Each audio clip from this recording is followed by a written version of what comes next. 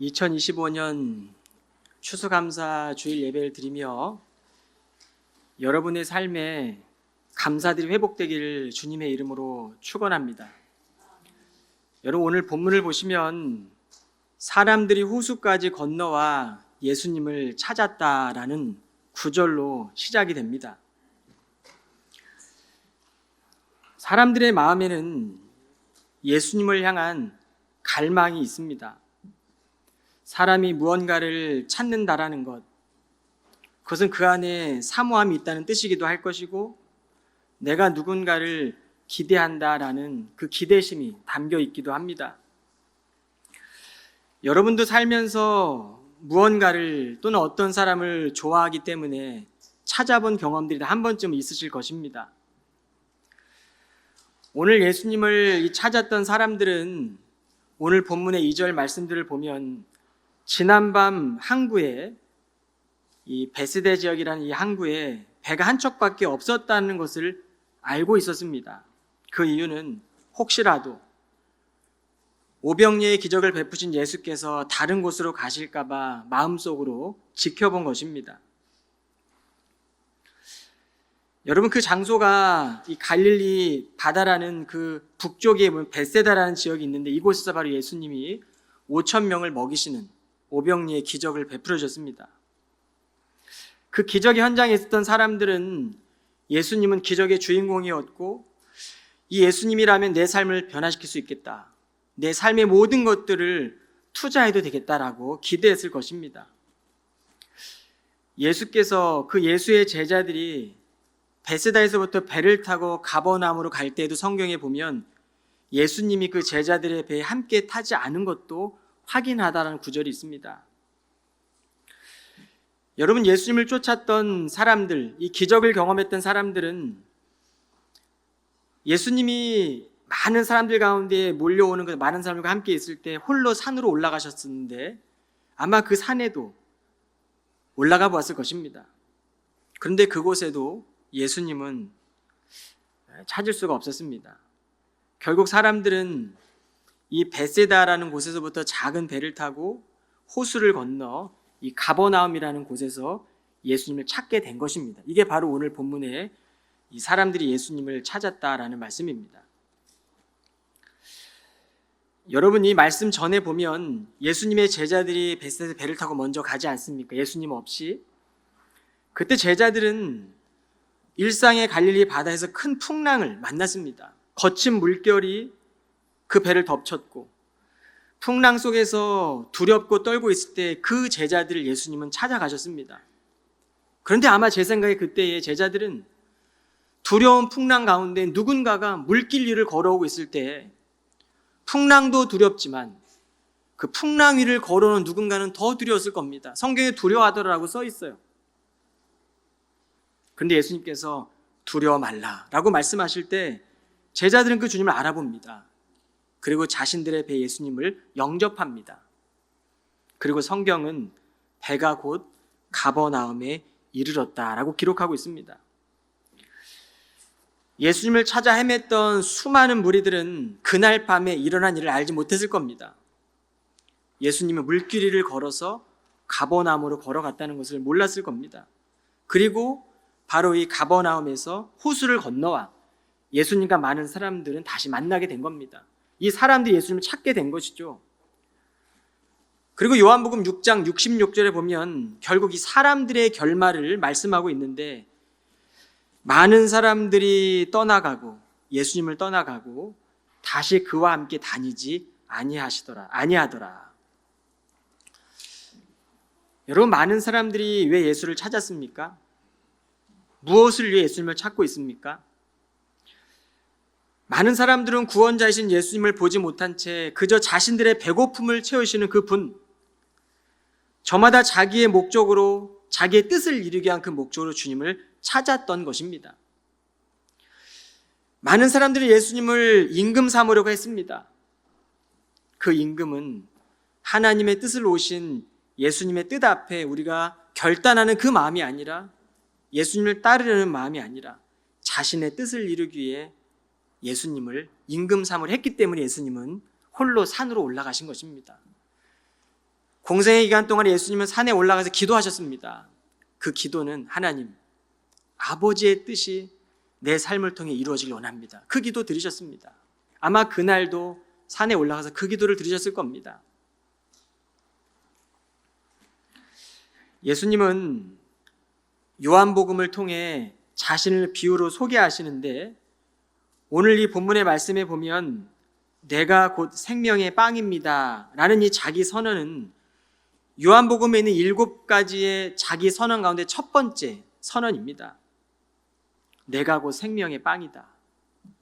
그 외에도 내가 세상의 빛이다.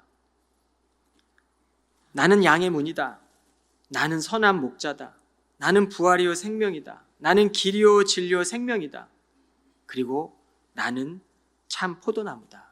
이렇게 자신을 비유로 들어서 선언하십니다. 그리고 요한복음에는 예수님의 7가지 표적이 있는데 오늘 무리를 걸어가신 것은 5번째 표적이고 오병이의 기적을 베푸신 것은 4번째 표적이었습니다. 첫 번째 표적은 가나안의 혼인잔치에서 물을 포도주로 바뀐 표적이었습니다. 여러분이 표적이라는 것은 가리키는 것이 있는 것입니다. 삶의 방향이죠. 삶의 목적입니다.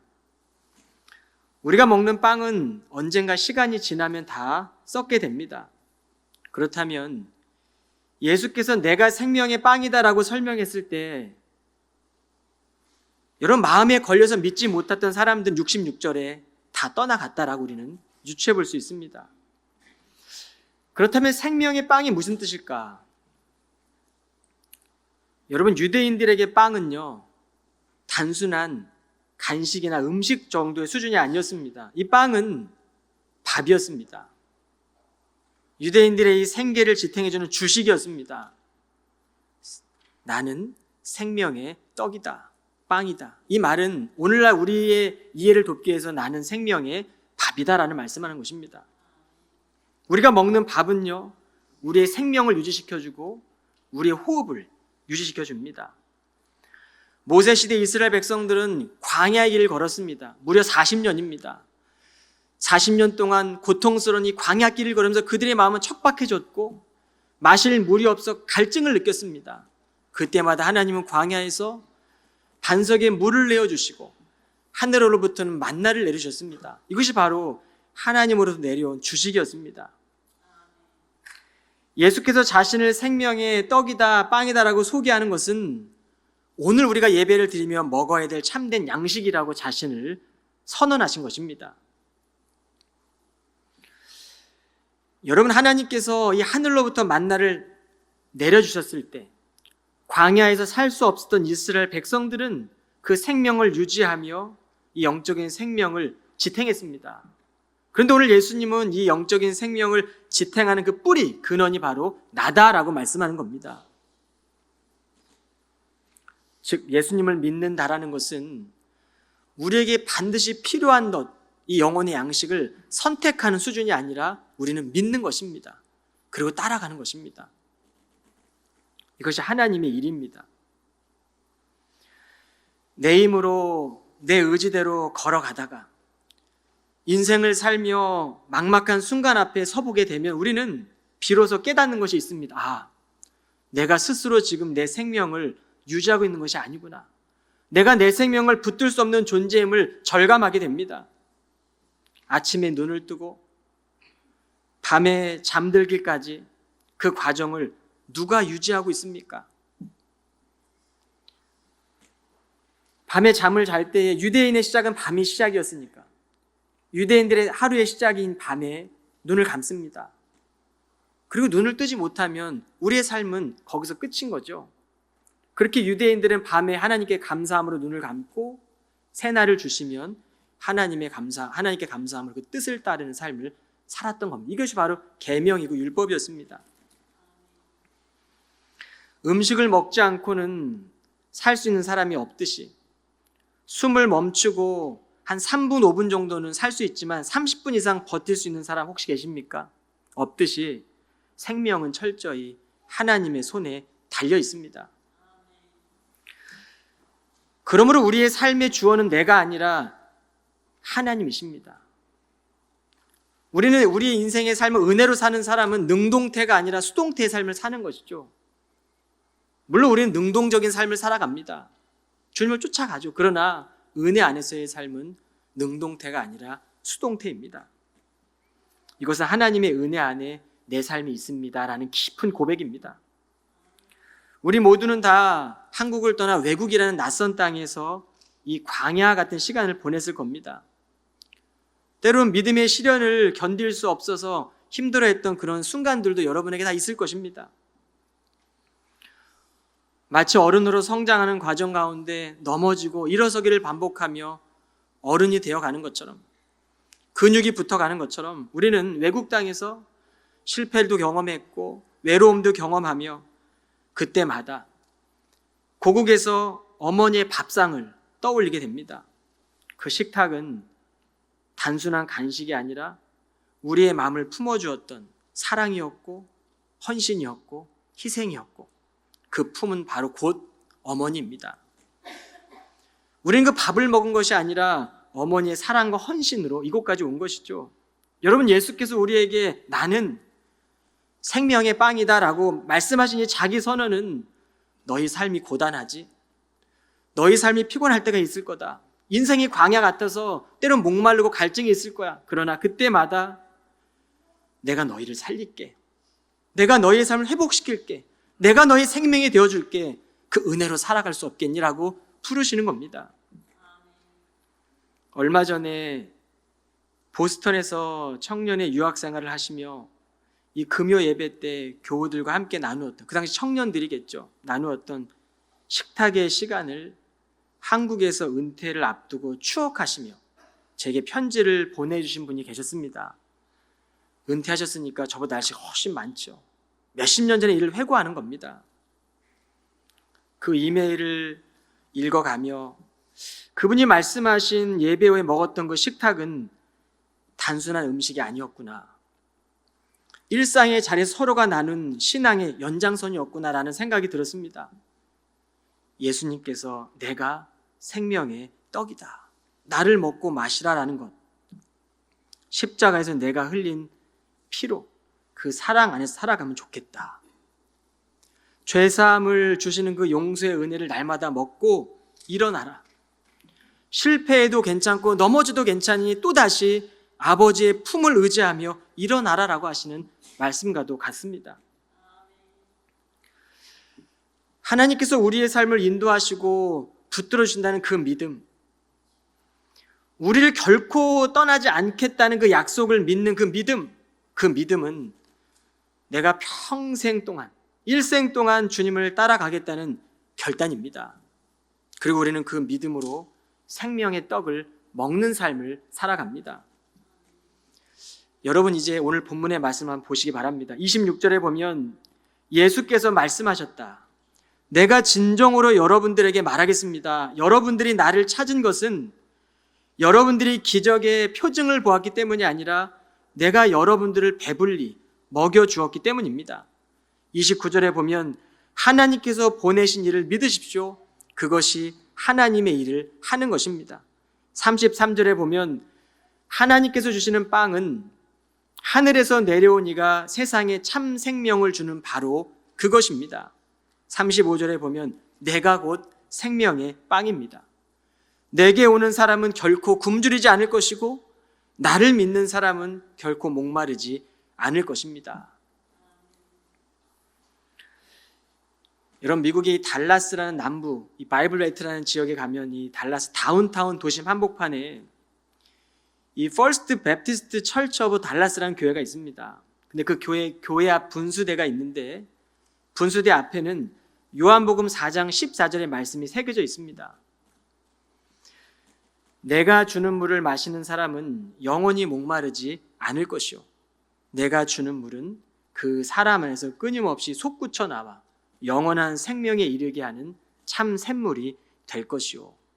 여러분이 하나님의 말씀, 요한복음 4장 14절의 말씀으로 교회가 세워졌고, 이 교회는 지난 세월 동안 이 달라스 지역 사회의 소망의 닻을 내리고 세속의 물결에 떠내려가지 않도록 이 생수가 되시는 예수께로 사람들을 인도하는 역할을 감당하고 있습니다. 지금도 그곳에서는 복음 사역을 통해 기독교 방송을 통해 미국 전역에 이 복음의 메시지들을 흘려보내고 있습니다. 여러분 교회가 한 지역에 세워졌다는 것은 생명이신 주님을 전하는 공동체가 뿌리 내려졌다는 뜻입니다. 교회는 생명을 살리는 사명을 감당하도록 주님께서 한 몸으로 부르신 사람들입니다. 우리가 주 안에서 그 한 몸을 이루어 갈 때 생명이 살아나고 세상과는 다른 대안 공동체, 대조 공동체로 우리가 주님께 그 일들을 감당할 수 있는 것입니다. 여러분, 근데 우리가 살아가는 오늘날 시대는 학업의 경쟁 속에서 끊임없이 경쟁하며 살아갑니다. 결과의 압박이나 이 성과나 이 성공 앞에 우리는 치열하게 살아가죠. 꿈을 향해 가는 과정이 때때로 버겁게 느껴지기도 하고 이 불확실한 미래의 두려움 앞에서 감사의 마음을 잃어버릴 때도 있습니다. 그런데 현실이 아무리 척박해도 하나님의 시선으로 바라본다는 것, 믿음의 눈을 뜬다는 것은 감사의 고백을 드린다는 것입니다. 주어진 환경이 척박해도 우리는 믿음의 눈으로 바라보는 것입니다. 지금의 현실의 내 삶이 목말라도 믿음의 눈으로 바라보는 것입니다. 왜냐하면 주님께서 우리 마음 안에 끊임없이 샘이 되어 흐르고 있기 때문입니다. 그러므로 믿음이란 주님께서 바라보시는 것을 우리가 바라보고 이 땅을 살아내는 것입니다. 그렇게 살아가다 보면 믿음 생활 가운데 넘어질 때도 있어요. 실패할 때도 있습니다. 그러나 무너질 필요가 없는 것입니다. 그 넘어짐조차 주님께 맡길 때 주님께서 우리의 길이 되어주시고 방향이 되어주십니다. 그러므로 성도에게 있는 문제는 넘어지는 것이 아니라 넘어가는 것입니다. 돌파하는 것이고 끝까지 주님을 따라가는 것입니다. 우리의 삶에는 새로운 시작의 설렘이 있을 겁니다. 그때는 열정도 있고 힘을 얻기도 하고 노력의 결실을 맺을 때는 풍요로운 마음 때문에 감사하기도 하죠. 그러나 변화가 없고 수확이 없는 때 우리는 불안함이 들어오기도 하고 두려움과 이 갈급한 마음을 마주할 때도 있습니다. 그러나 성도는 그럼에도 불구하고 그때에도 감사하는 것입니다. 도저히 감사할 수 없을 때, 도저히 기도할 수 없을 때 그때에 우리는 또다시 감사하는 겁니다. 그리고 또다시 기도하는 것입니다. 우리가 내 삶의 부요와 기적만을 따르지 않는다면 배부름과 현실에 만족하지 않고 주님이 따라가신 길을 따라간다고 결단한다면 당장의 기쁨이 없어도 당장의 만족함이 없어도 당장의 행복이 없어도 우리의 삶은 목마른 삶이 아닙니다. 진정한 채워짐은 오직 주님께 붙어 있을 때 얻게 됩니다. 그러므로 쓰러질 때에도 주님께로 쓰러지세요. 여러분, 쓰러지는 그 방향도 주님이길 바랍니다. 또다시 일어나겠습니다. 주님 붙들고 내가 또다시 주님 이끌으신 그 은혜 안에 살겠습니다. 비록 내 눈에 보이지 않지만 나를 이끌어주시는 그 은혜는 여전히 말로 우리가 표현할 수 없고 다 나열할 수 없기 때문에 그 은혜 안에 살아가겠습니다. 여러분, 케임브리지 한인교회는 48년 전에 이곳에 하나님이 우리 교회를 세우셨습니다. 그리고 48년 동안 그 긴 세월 동안에 우리 교회를 통해 많은 일을 해나가셨어요. 그리스도 한 몸 된 공동체들이 하나님을 따라가며 주님을 따라가며 우리 교회 주신 사명을 감당했다는 것입니다. 이제 우리도 서로에게 여전히 흘러가고 있는 그 주님의 사랑을 흘려보내며 믿음의 열매를 맺는 삶을 살아가야 합니다. 오늘 두 가지 교훈만 남기고 말씀을 맺히려고 합니다. 생명의 빵 되신 주님이 우리의 힘이 되신다. 여러분, 진정한 감사는요, 주 안에 있을 때 더 깊어집니다. 감사는 우리의 믿음을 지탱하는 힘이 됩니다. 성경에 보면 감사를 심으십시오. 감사 열매를 맺을 것입니다. 여러분, 성경 안에 불평을 심으십시오. 절망을 심으십시오. 분열을 심으십시오. 그런 말 있으면 여러분 찾아보십시오. 없습니다. 하나님은 성령의 뜻을 따라 감사를 심으십시오. 소망을 심으십시오. 믿음을 심으십시오. 반드시 열매를 맺게 될 것입니다라고 성령의 열매를 말씀하고 있습니다. 그러므로 우리는 세상에 지쳐 때로는 단단해진 우리의 마음이 있을 때 감사를 심고 부드럽게 하시는 주님을 바라보고 믿음의 길을 걷는 것입니다. 아무리 좋은 차도 기름이 없으면 갈 수가 없어요. 저는 이 기름이 감사라고 생각합니다. 성경을 많이 알아도 걸어갈 힘이 없으면 나아갈 수가 없는 겁니다. 물론 힘들면 목사님 감사도 나오지 않더라고요. 이해합니다. 그러나 그때도 감사하십시오. 감사를 심으십시오. 주님의 증인들은 주님이 바라보시는 곳을 바라보며 그 사명 따라갈 때 주님이 새 힘이 되고 주님을 기뻐하는 그 마음이 우리의 삶의 능력이 되는 것입니다. 주님의 시선이 머무르는 그곳에 우리의 삶의 목적을 둘 때 감사가 흘러 넘칠 것입니다. 예수님을 찾았던 무리들은 절박한 심령으로는 찾아왔습니다. 갈급한 마음으로 주님을 찾았어요. 그러나 생명의 떡이 되시는 예수님을 보지 못한 채 자신들의 배를 채워주었던 그 떡에만 관심이 있었습니다. 그런데 다윗은 여호와는 나의 목자시니 내게 부족함이 없다라고 고백했습니다. 여러분, 다윗의 삶에는 그 삶의 주님은 언제나 다윗을 인도하시고 보호하시는 목자였습니다. 왜 그랬습니까? 다윗은 어린 시절 양을 돌보며 목자의 마음을 스스로 배웠고 하나님의 세심함과 보호하심이 어떤 것인지를 경험했습니다. 그러므로 다윗은 어떤 상황에서도 나의 생명이 주님께 있구나, 내가 양을 지켜야 되는구나, 내가 이 공동체를 주님의 마음으로 주님께 드리며 살아가야 되는구나, 생명의 근원이 하나님께 있기 때문에 다윗은 여호와는 나의 목자시니 내게 부족함이 없다라고 고백할 수 있던 것입니다. 여러분, 우리의 삶에는 은혜가 아닌 순간은 한순간도 없습니다. 우리가 모를 뿐입니다. 우리의 작은 일상에서도 내 뜻대로 펼쳐지지 않는 그 삶 속에서도 은혜는 여전히 흘러가고 있습니다. 그러므로 우리가 믿는 예수님이 우리의 삶 속에서 길이 되도록, 그 길을 잃지 않도록 광야 같은 상황에서도 생명을 붙들기를 원합니다. 여러분, 좁은 길을 걸어갈 때 앞을 가로막는 험한 산 앞에서도 이런 찬양이 있잖아요. 내가 부르는 그 노래, 내가 올려드린 이 감사의 노래가 내 영혼을 살리고 상한 영혼 살리고 교회를 살아나게 한다는 그 노래의 가사가 우리의 신앙의 고백이 되기를 축원합니다. 두 번째는 믿음의 성도는 감사의 삶을 매일 선택하며 살아가야 합니다. 여러분, 감사한다라는 것은 넘어지지 않는다라는 뜻이 아닙니다. 우린 넘어질 수밖에 없어요. 그러나 넘어질 때 또다시 일어나면 됩니다. 평생 감사하며 살겠다는 것은, 이 결단은 내가 또다시 일어나겠습니다. 주님께 내 삶을 맡겨드리며 내가 내 안에 세운 우상이 아니라, 내가 만들어낸 그 마음의 우상이 아니라 여전히 내 삶의 영원한 생명이 되시는, 영원한 생수가 되시는, 영원한 빛이 되시고 포도나무가 되시는, 빛과 소금이 되시는 그 주님을 내가 선택하겠습니다. 내가 원하는 것을 허락하지 않으실 때에도 주님, 내가 주님을 선택할게요. 내가 원치 않더라도 하나님의 뜻이라면 내 운명을 걸고 내 생명을 걸고 주님 따라갈게요 라고 고백하는 것이 바로 감사의 삶이라는 겁니다. 이것이 바로 생명의 빵을 먹는 사람들이 살아가는 삶의 방법입니다.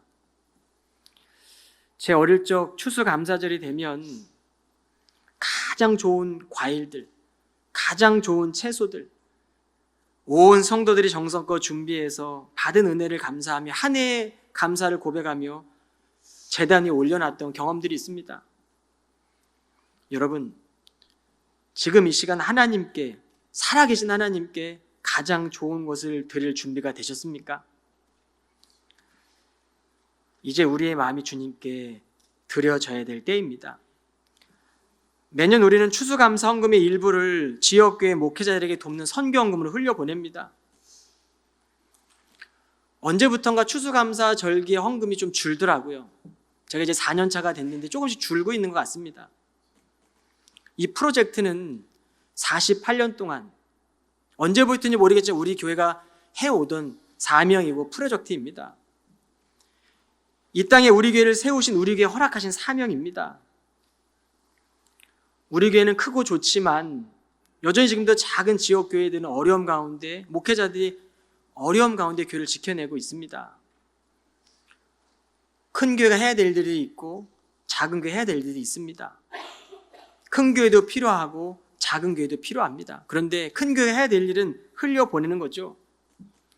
감사함으로 생명을 세워가는 것이 바로 이 땅에 세워진 우리 캠브리지 한인교회가 해야 할 사명입니다. 지난달 우리는 이 추수감사 예배 때 장학금을 수여하게 장학 헌금을 드리는 시간을 한 달 동안 가졌습니다. 그저 매년 해오던 것이니까 정해진 날에 형식적으로 정해진 일을 해나가는 것이 아니라 우리 교회가 세워진 이 사명을 기억하며 내게 주신 은혜와 감사의 마음을 흘려보내는 일입니다. 땅끝을 살아가는 청년들에게 보내는 땅끝 선교이고 믿음의 결단이고 우리가 할 수 있는 최선의 예배입니다. 성도들이 심은 기도의 씨앗을 그 채워진 사랑을 오늘 흘려보낼 텐데요. 25명의 청년들에게 흘려보낼 겁니다. 참 많은 청년에게 줄 수 있어 감사합니다. 분명 지금은 보이지 않지만 이 작은 믿음의 씨앗이 저들의 삶에 지금은 보이지 않지만 땅속에서 조용히 자라날 겁니다. 30배, 60배, 100배의 기도의 씨앗의 열매들을 맺어갈 겁니다. 여러분, 우리는 이 일을 포기해서는 안 됩니다. 어제보다 더 깊어진 믿음을 살아간다면 우리는 하나님의 마음을 배우고 열방을 향하여 나아가기 전에 오늘 우리 교회에 허락된 이 사명을 지켜나가는 것이 먼저입니다. 어제 오늘 이 장학금을 수여받는 청년들과 함께 만나서 성도님들의 눈물과 기도가 담겨있는 사랑이라고 전해주었습니다. 그리고 과거에 장학금을 받은 한 청년이 제게 감사의 마음을 담아 교우들에게 편지를 보내왔습니다. 그 편지 내용의 일부만을 소개하고자 합니다. 캠브리지 한인교회는 저에게 큰 안식처와 나의 힘든 마음을 끌고 와 기도와 예배로 눈물을 쏟아내고 또 위로받을 수 있는 곳이 되었습니다. 그동안 한국에 있으면서는 부모님의 신앙을 모방하는 정도의 믿음이었다면 캠브리지 한인교회에서 신앙생활을 하면서는 오로지 나의 마음을 하나님을 만날 수 있게 되었고 인격적인 믿음의 확장을 경험하게 해준 너무 감사한 저의 아버지 교회 같은 교회입니다. 장학생들을 위해 기도해 주셨던 예배 본을 편집해 그 기도를 한동안 붙잡고 지냈습니다.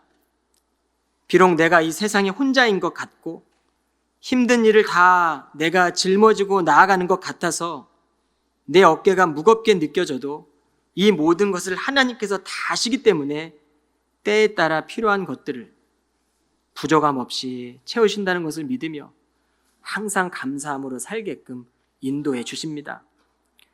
제가 재정적으로 힘들어 집 밖에 나가기도 부담스러웠던 상황에 감사하게도 장학금을 받게 되었던 것과 같이 하나님께서는 우리 모두의 필요를 아시고 채워주실 것입니다. 이 교회에서 진정한 사랑을 배운 것 같아서 참 감사합니다. 저는 이 교회에서 잘 배움받아서 지금은 다른 지역에서 하나님과 동행하는 삶을 살고 있습니다.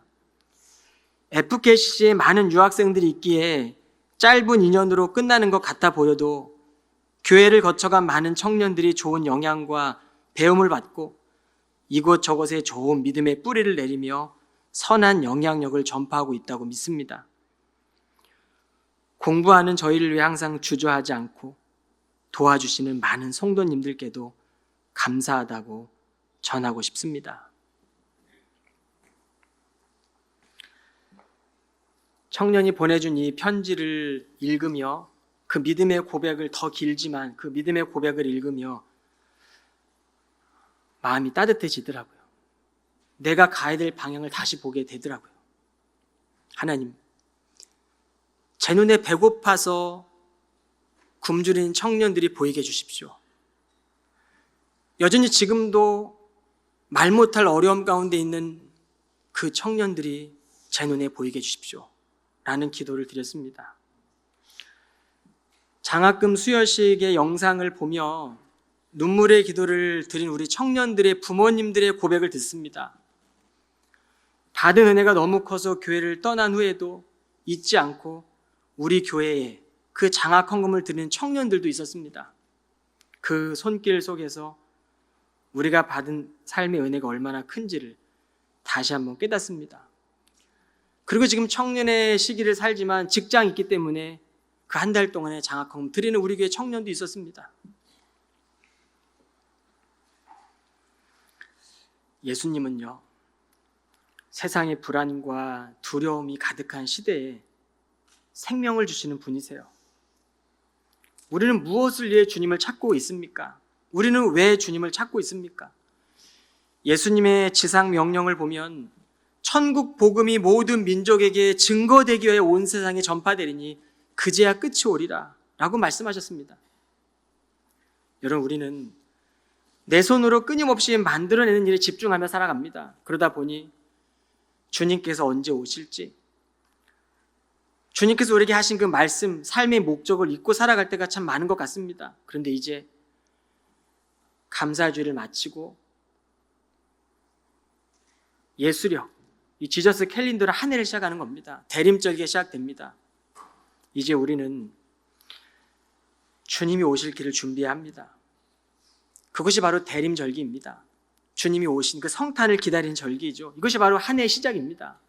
한 달 동안 여러분 잘 시작하시고 1월 1일 날 다시 또 시작하십시오. 그리스도인에게 2번 동안 새롭게 시작할 기회를 얻는 것입니다. 주님, 우리의 필요를 채워주시는 분이세요. 우리에게 어떤 떡이 필요한지 잘 아시는 분이십니다. 그러나 그 떡만이 아니라 너의 영혼을 살리는 나를 찾아라. 우리의 생명을 살리는 그 마음으로 살아갈 때 그것이 바로 주님을 찾는 신앙입니다. 이 추수감사절의 은혜가 잠시 우리의 고백으로 그치는 것이 아니라 삶을 살리고 변화시키는 능력이 되기를 주님의 이름으로 축원합니다. 기도하겠습니다. 생명의 빵이 되신 주님, 우리의 영혼을 살리는 은혜에 감사드립니다. 우리의 마음이 흔들릴 때마다 주님을 더욱 깊이 찾게 하시고 감사로 믿음의 길을 걷게 하옵소서. 예수 그리스도 이름으로 기도하옵나이다. 아멘.